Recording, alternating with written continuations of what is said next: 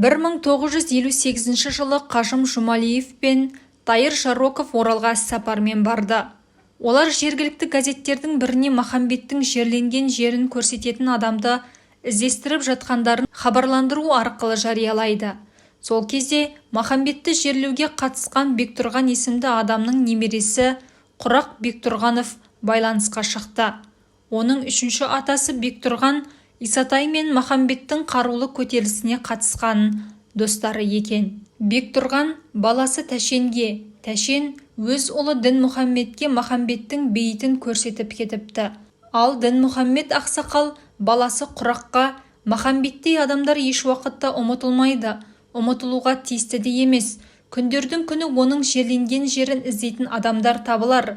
Сондықтан балам, мен Махамбеттің басына тобылғы тігіп кеткелі тұрмын деп, өз қолындағы және баласының қолындағы қамшылардың сабын қайысынан ажыратып, тобылғысын Махамбет қабірінің бас жағы мен аяқ жағына көмеді. Баласына тобылғының шіремейтінін ескертеді.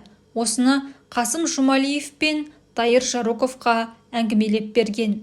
Құрал ақсақал Қаройдағы ескі қабірлер арасынан Махамбеттің бейітін тауып, басындағы 1951 жылы көмілген қамшының тобылғы саптарын тауып көрсетеді.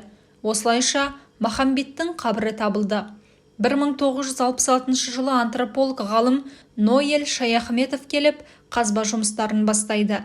Қабірден бас сүйегі денесінен ажыратылған Махамбет Өтемісұлының денесін алып, Батыр бабамыздың бейнесін жасап шығарады. 17 жылдан кейін Махамбеттің сүйегі бұрынғы орнына қайта жерленеді.